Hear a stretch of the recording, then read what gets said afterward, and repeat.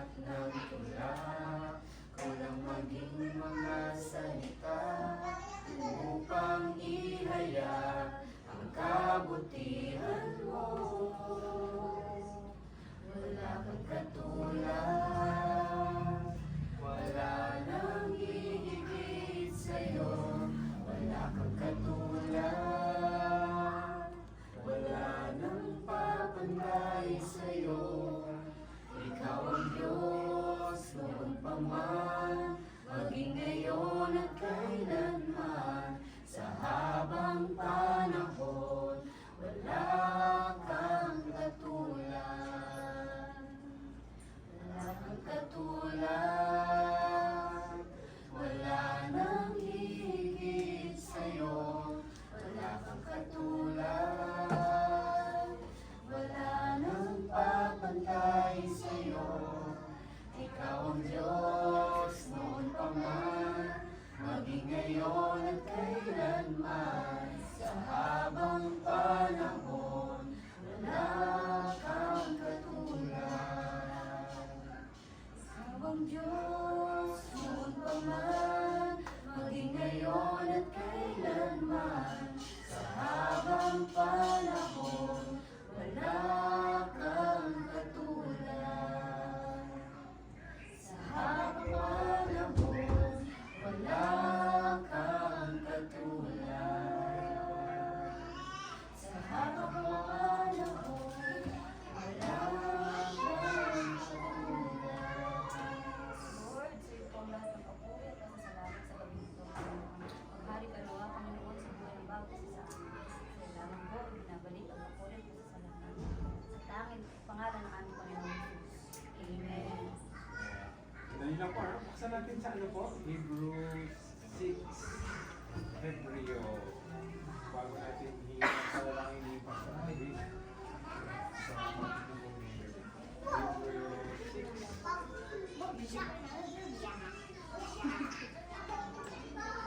Hello. Ito na ka. Hebreo 6. Ito kayo, bro. Tara po dito. Medyo Wala sa Bible na sa... andito po si John. Okay, Hebreo 6.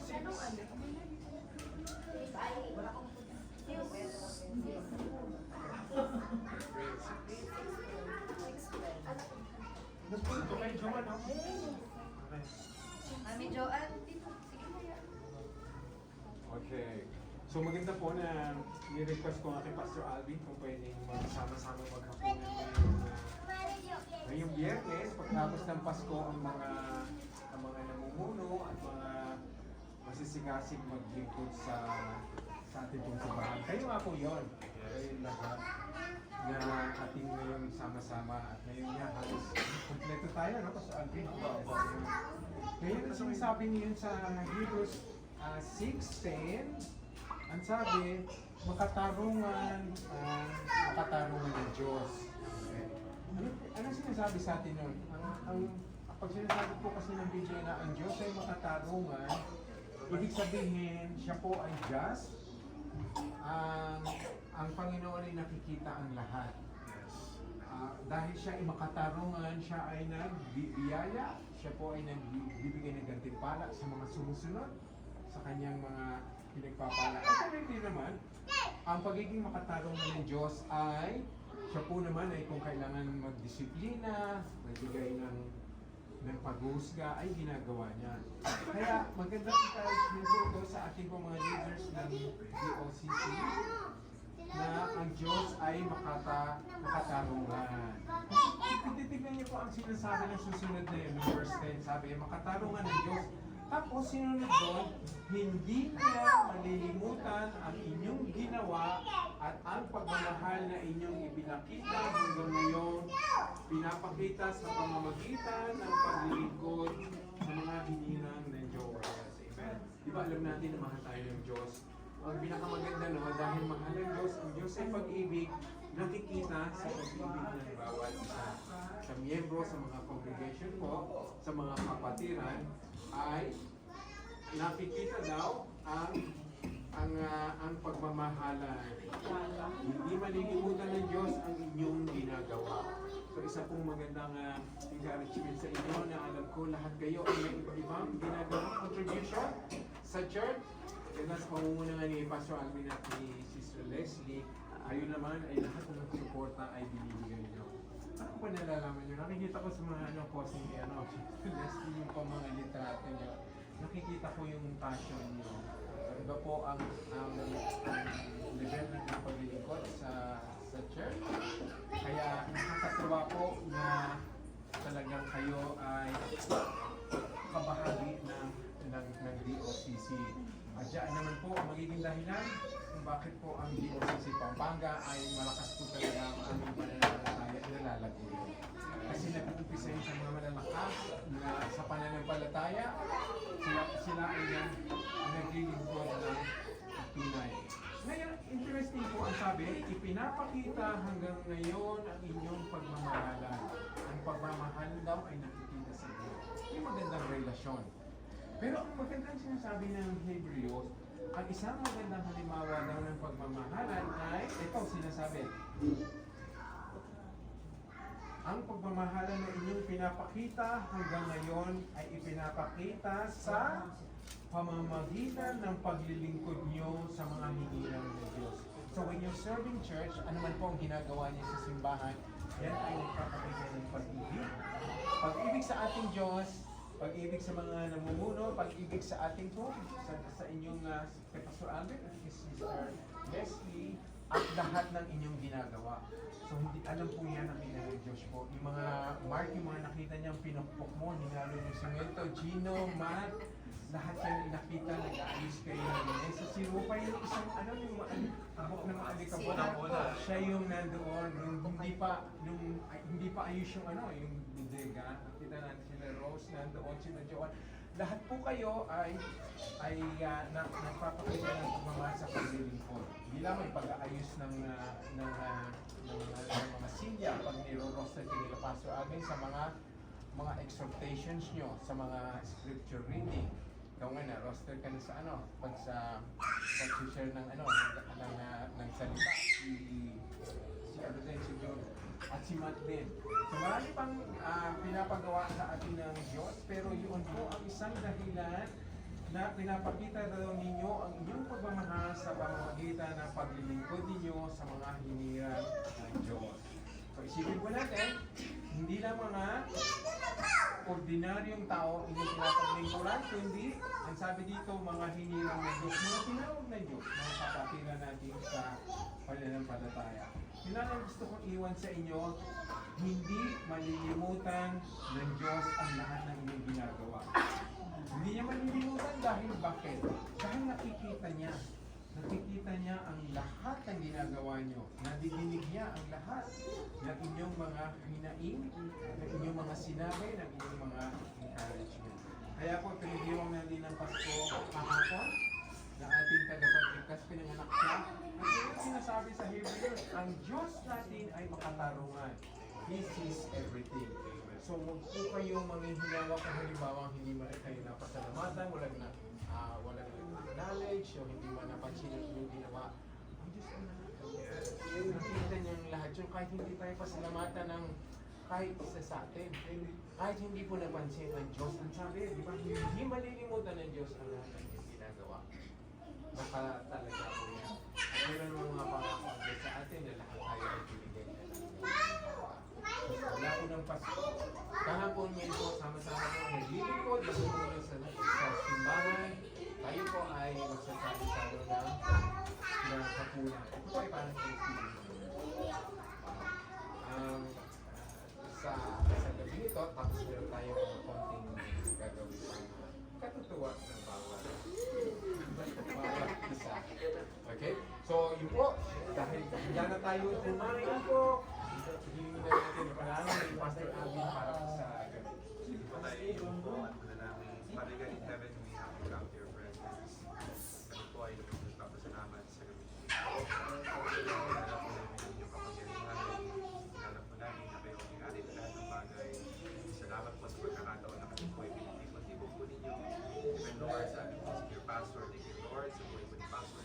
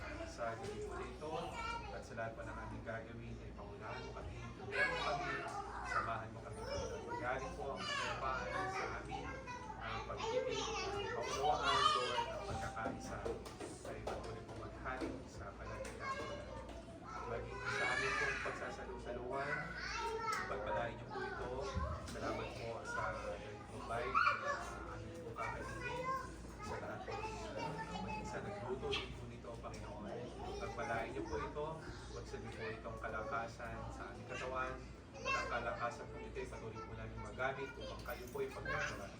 Salamat at kagalingan din po sa lahat ng anumang sakit at karamdaman. Salamat sa gabi na ito. Sa iyo lamang ang papuri, ang salamat at pagkakila sa tanging pangalan ng ating Panginoon Jesus. Amen. Thank you po. Magaling na si Gina. Yes. Ooh. Buksan na po niya. Yes. Susambat natin. Ready, ganun.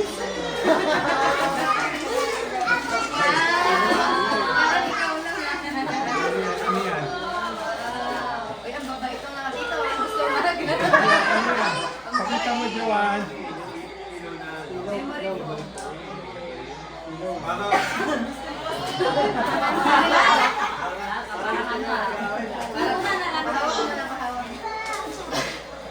Number 2. Okay, number 2. Mark, hindi ka interesado doon? Hindi ako bata na naman. Sige, buksan mo yan.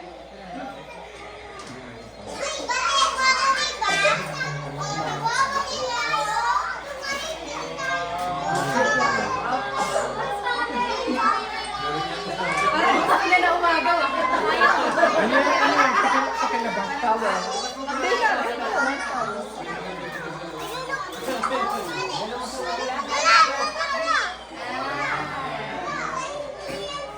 Yan, yan. Okay na yan. Okay na.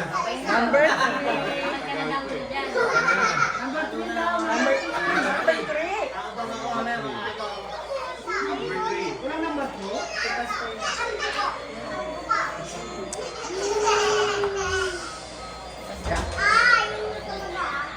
Mhm.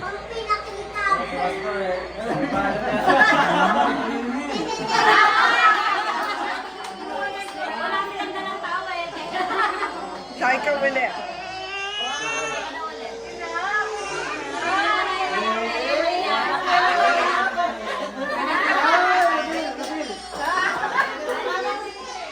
may habol ayaw ko hindi talaga yan.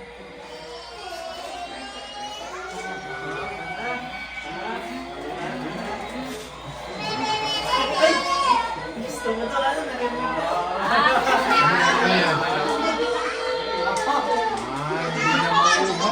Ah, hindi na mauuhaw.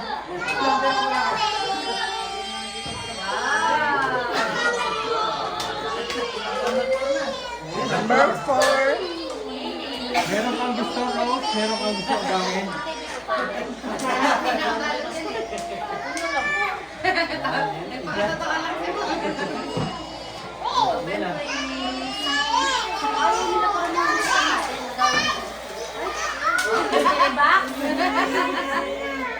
Dapat may pambukas mo.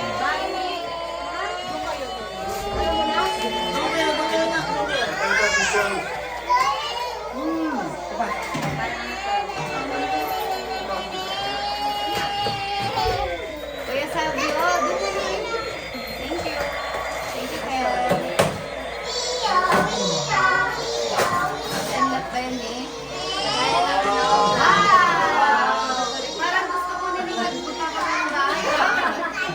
Labas mo.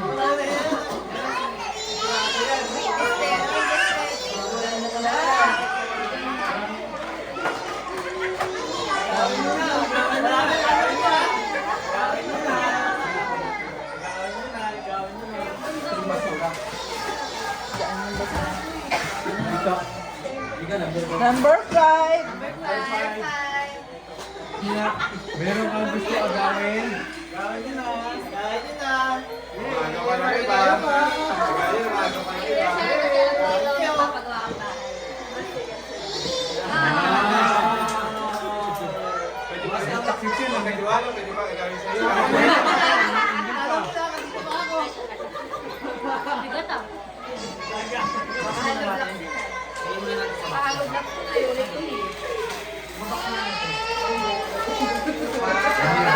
Dapat ulit sa bahay. Baka gawin ni Bromar. Kailangan niya ulit. Lagay ng ano. Ano yun? Balls. Number 6. Number 6.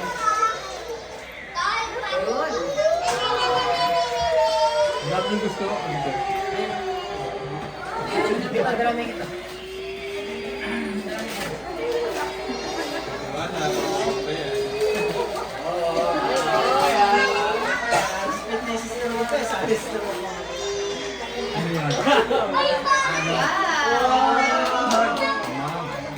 Number 7.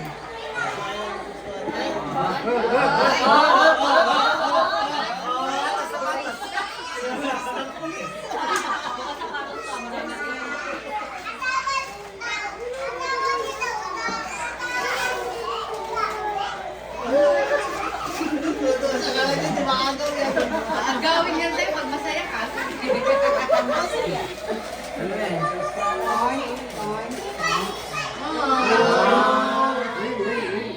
Hilig magkape.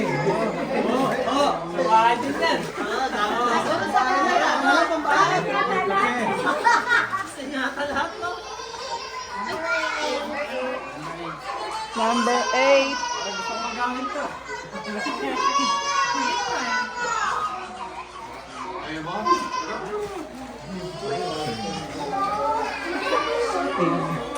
Ay, parang. Wala. Sorry. Yun Meron yata. kang gusto, Gino. Yun yata. Pwede daw eh. Pwede. Nasa rules na Thank you so nagkakawa. much. Oh, Matt, asan ka, Matt? Ajit! Ay, Matt! Wala na yung number mo! Wala. Nakuha na.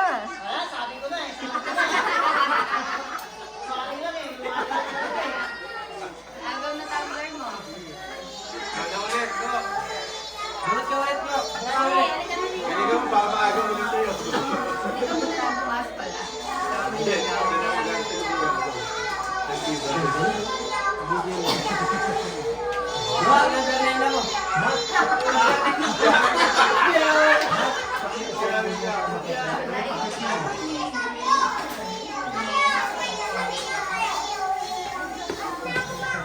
Tanggalin mo yun. Ilalim mo. Matt!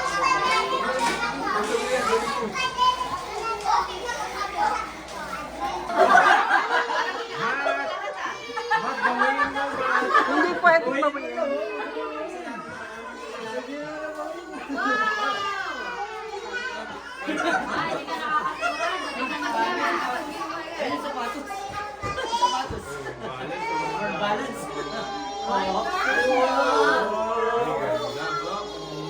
Labas na, labas. Number 9 po, 8. Sakto pa naman sa palawan. Kasya sa'yo. Kaso magkaiba yun. Kasya sa'yo. Kasi yan sa'yo. Kasi yan sa'yo.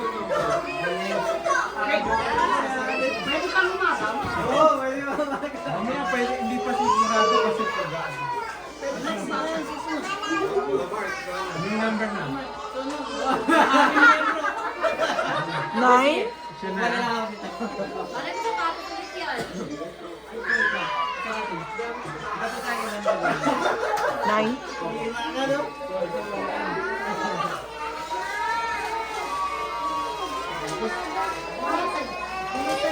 Wow, ano? Patingin po, patingin.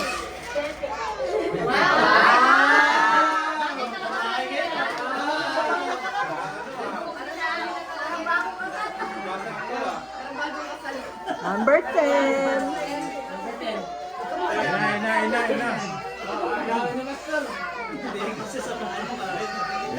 Ina. Ayan na. Ayaw mo makagaw? Tignan natin. Mamaya, Hindi pa rin sigurado kasi.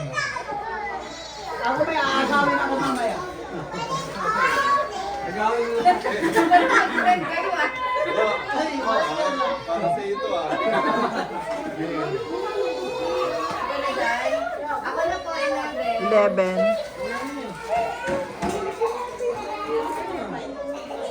Gusto.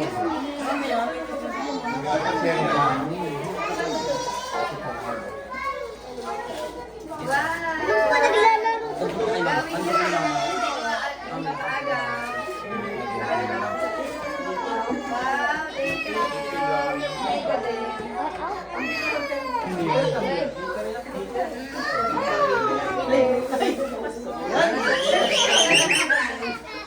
Oh, what? Ano ang huling number? 12. Ah, 11. Gusto agawin, tapos ayaw ko ibigay. Pwede ko ba yun? 11 na siya? Oh, 11. Hindi, 12-0 pa. Oh, 12-0 pa. Ah, hala. Ano yan? Ang gusto ko gawin. Kaya punta kayo sa Ha? Ano mas pwede? Kasi, Pangit din na. Pangit.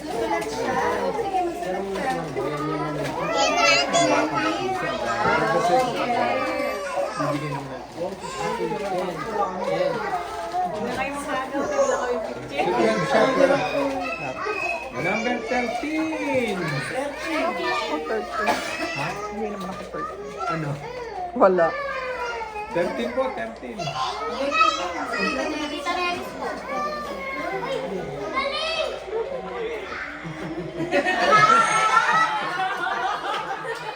Kaya ba ito sa akin?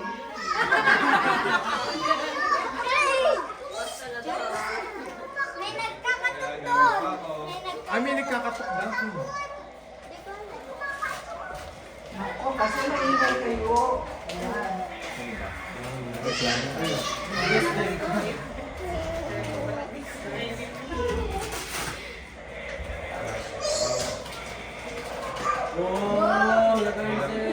Dati, teka lang.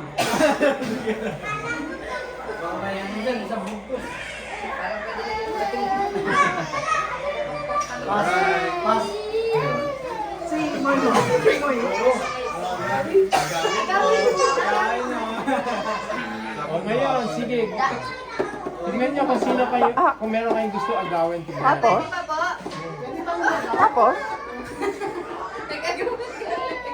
Mga agaw din. That's... Paano yun? Paano yun? Ano na yung ano mo? Hindi, din muna tayo. Okay ka na dyan, gusto mo mga agaw. Mat, gusto mo mga agaw. May ka?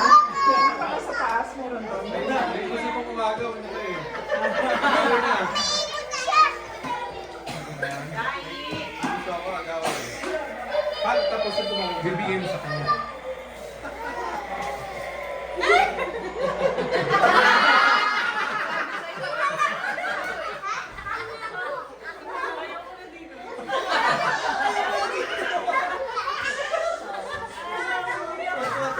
Joy, pagkakataon mo. Agawin mo.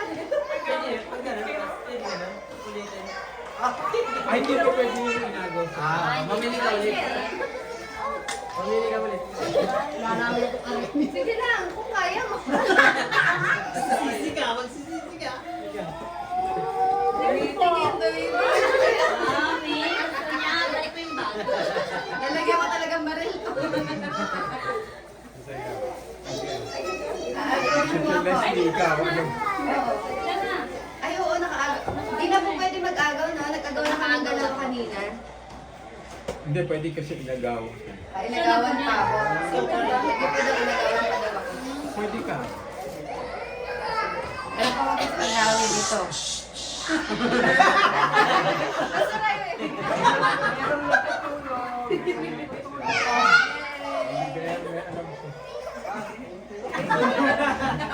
Kakindatan na po kami. Sino pa ako? Ikaw. Tulog na, kaya wag kayo sa taas. Wag kayo May gusto. ingay.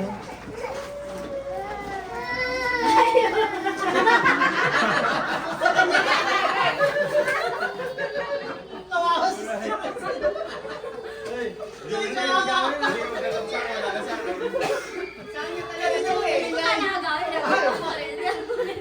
Emotional sa akin. Kailangan na lang sa bahay. Pastor Alvin. ano? Agawan pa ulit. enough. Ah! Teka lang. Lupa.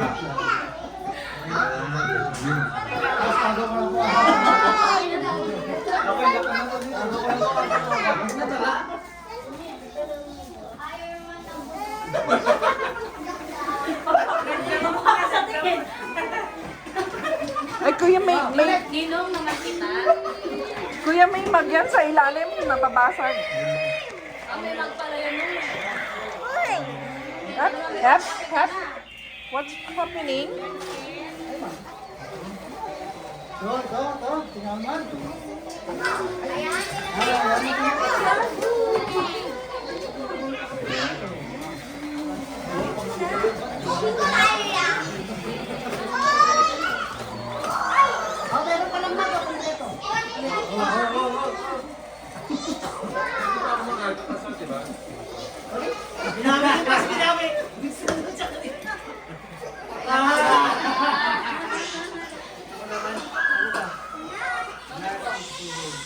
May natutulog, huwag kayo dyan.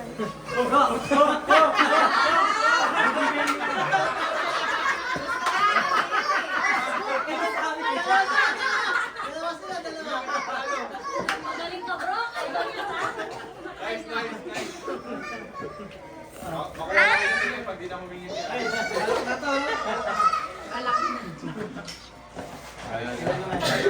Sino naman po niyan? Si Rose kasi. Si Rose. Tago yung kay Master.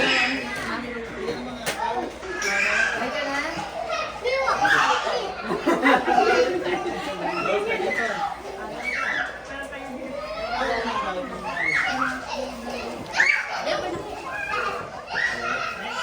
Ayaw niya agawin na Pastor Noel? Para makaagad ka.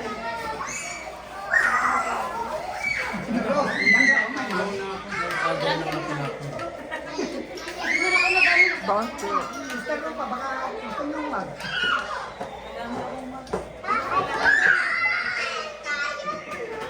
Pwede ba po mag-agaw, Pastor? Okay na. Kinakabahan sila oh. Hindi ko pindot kasi kanina, kaya binigay ko lang talaga. Gusto ko pala po medyas. Wala po kami. Yung pala. Thank you po. Maaga pa. So, bakit? Ano ba ito? Mag! Yung pala ako kasama.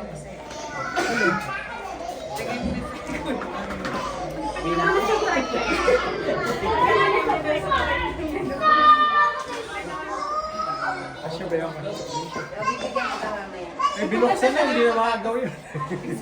Wala na, sunod na. Hindi na maagaw. Siniguro. Siniguro. Wala.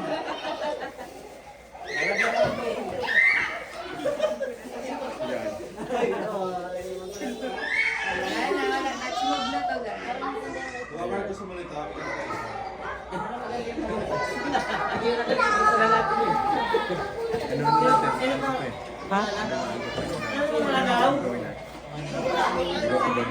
Ha?